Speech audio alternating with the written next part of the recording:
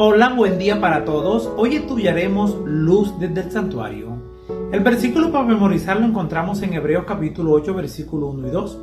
Lo principal de lo que venimos diciendo es que tenemos un sumo sacerdote que se sentó a la diestra del trono de la majestad que en el cielo, y es ministro del santuario, de aquel verdadero santuario que levantó el Señor y no el hombre. Poco después del chasco del 22 de octubre de 1844, algunos mileritas, después de orar y estudiar, comprendieron su error.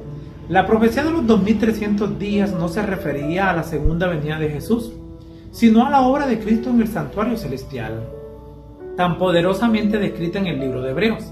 La purificación del santuario celestial era el cumplimiento de la purificación del santuario terrenal, como enseña Levítico. ¿Cuán importante es la purificación del santuario?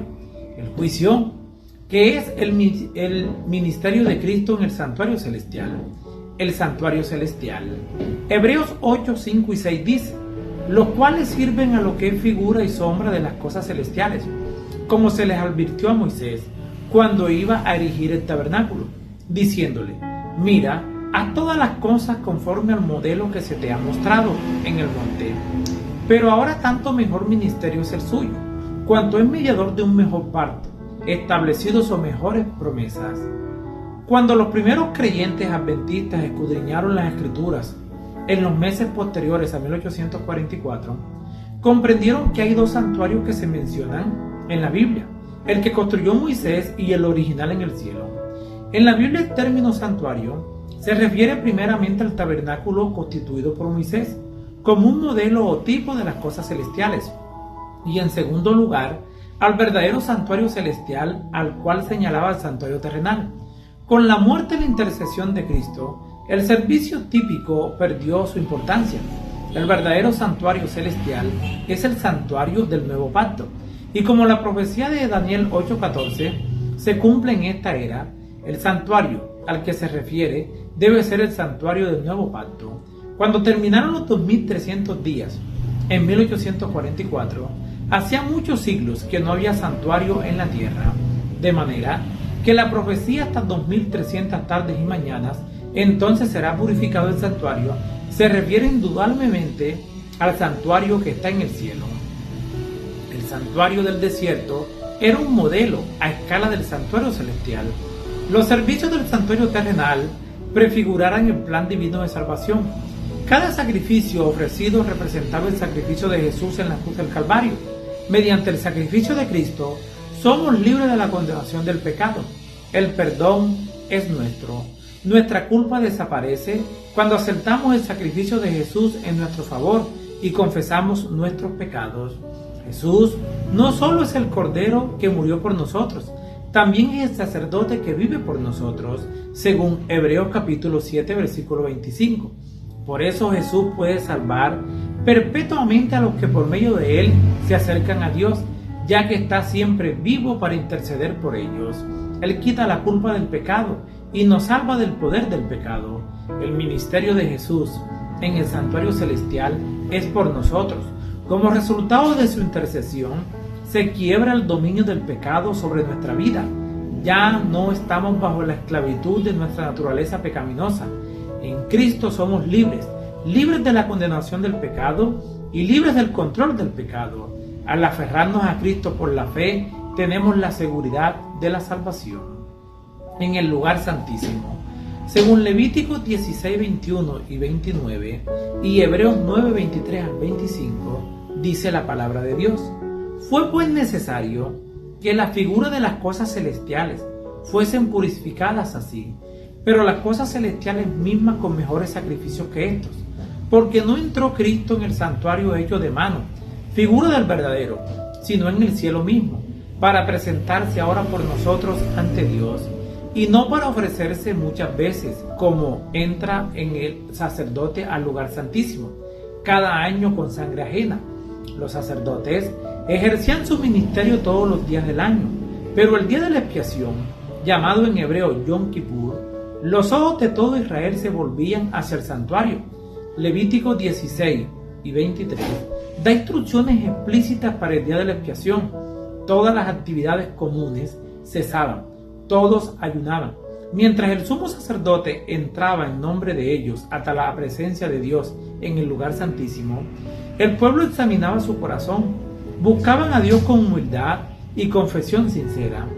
Cualquiera que no afligiera su alma en el día de la expiación sería cortado, ya no formaría parte del pueblo escogido.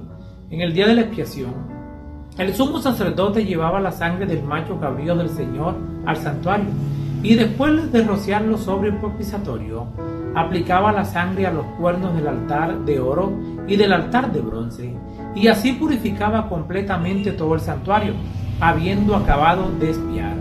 El sumo sacerdote ponía las manos sobre el macho cabrío vivo y confesaba los pecados de Israel. Entonces lo llevaban al desierto con el fin de apartarlo del campamento para siempre. La sangre se transfería al santuario durante los servicios diarios, lo que mostraba el registro del pecado y la responsabilidad que asumía Dios sobre su resolución final. Ahora, en el día de la expiación, esta sangre se transfería fuera del santuario y se colocaba sobre la cabeza del macho cabrío, es decir, Azazel, que representaba a Satanás, y revelaba su responsabilidad final por el problema del pecado. Este macho cabrío era conducido lejos en el desierto para que al final del día de la expiación Dios tuviera un santuario limpio y un pueblo limpio. En el santuario celestial, Cristo ministra por nosotros, primero en el lugar santo y ahora en el lugar santísimo. Desde 1844, al final de los 2300 días, superaremos este gran juicio gracias a Jesús, nuestro sustituto. Como resultado de esta justicia que se nos acredita, afligimos nuestra alma, que es un alejamiento del pecado. El juicio ha llegado. Daniel 7, 9 y 10 dice: estuve mirando hasta que fueron puestos tronos y se sentó un anciano de días, cuyo vestido era blanco como la nieve y el pelo de su cabeza como lana limpia. Su trono llama de fuego y las ruedas del mismo fuego ardiente. Un río de fuego procedía y salía de delante de él. Millares de millares le servían, millones de billones asistían delante de él. El juez se sentó y los libros fueron abiertos. Porque Dios traerá toda obra a juicio, con toda cosa oculta, buena o mala. Eclesiastés 12:14. Jesús señaló a sus oyentes un futuro tiempo de juicio cuando los hombres darán cuenta de toda palabra ociosa que hayan hablado. El apóstol Pablo añade que Dios iluminará lo oculto de las tinieblas y manifestará los motivos de los corazones. El mensajero angélico dijo a Juan: ha llegado la hora de su juicio, es decir, el juicio de Dios. Puesto que Cristo viene a repartir sus recompensas finales, debe haber un juicio antes de eso, para mostrar quién recibirá la recompensa cuando Cristo aparezca. Cuando Cristo regrese, no habrá una segunda oportunidad. Cada ser humano habrá tenido suficiente información para tomar su decisión final e irrevocable a favor o en contra de Cristo. Cuando haya terminado esa obra de investigación, cuando se haya examinado y fallado las cosas de quienes en todos los siglos han profesado ser seguidores de Cristo, entonces y no antes, habrá terminado el tiempo de gracia y se cerrará la puerta de la misericordia. Así que las palabras, las que estaban preparadas, entraron con él a las bodas y se cerró la puerta, nos conducen a través del ministerio final del Salvador hasta el momento en que quedará terminada la gran obra en favor de la salvación del hombre. No debemos temer al juicio. Por medio de Cristo el perdón es nuestra libertad de la culpa, es nuestra. Al poder llevar una vida piadosa es nuestro y la victoria final es nuestra, porque Cristo venció. La buena noticia del lugar santísimo. Hebreos 4, 15 y 16. Porque no tenemos un sumo sacerdote que no puede compadecerse de nuestras debilidades, sino que fue tentado en todo según nuestra semejanza, pero sin pecado. Acerquémonos, pues, confiadamente al trono de la gracia, para alcanzar misericordia y hallar gracia para el oportuno socorro. La observación de Pablo aquí, en Hebreos, es mantenerte firme. Acércate con confianza, nunca te rindas, pon tu fe en Jesús, nuestro gran sumo sacerdote. En Jesús tenemos todo lo que necesitamos. Por la fe podemos entrar en el santuario celestial, por el camino nuevo y vivo que Jesús nos abrió. Al mirar dentro del atrio, vemos sangre en los cuernos del altar de bronce, en el lugar santo. Vemos sangre en los cuernos de oro del altar del incienso. Contemplamos la sangre rociada sobre la cortina frente al propiciatorio. La sangre de Jesús prepara el camino a cada paso.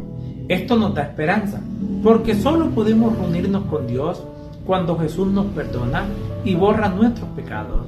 La misericordia de Dios es infinita, pero también es su justicia. Y la justicia no puede aceptar el sacrificio de Cristo como expiación por nuestras transgresiones, a menos que Jesús garantice primeramente que perdona nuestros pecados y en segundo lugar que los borra. Aquí, en el brillo deslumbrante y la gloria resplandeciente de la presencia de Dios en la sala del trono del universo, es la base misma del trono de Dios. Descubrimos la ley de Dios en el arca del pacto. Aquí en el lugar santísimo se revelan la justicia y la misericordia de Dios. Ningún poder terrenal puede cambiar la ley de Dios porque, entre otras razones, está depositada en el arca del pacto celestial. Hebreos 8:10 dice: este es el pacto que haré con la casa de Israel después de esos días, dice el Señor. Pondré mis leyes en la mente de ellos, las escribiré en sus corazones, y seré su Dios, y ellos serán mi pueblo.